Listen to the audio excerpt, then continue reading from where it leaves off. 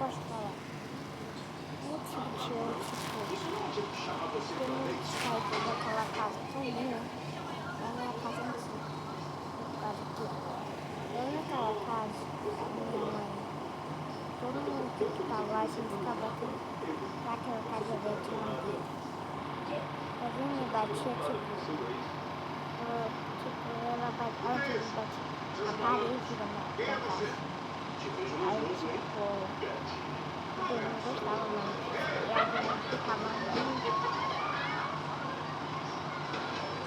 Aí, eu tive que ir embora daquela casa. Daquele tempo, ele só fazia barulho e ele não barulho. Tipo,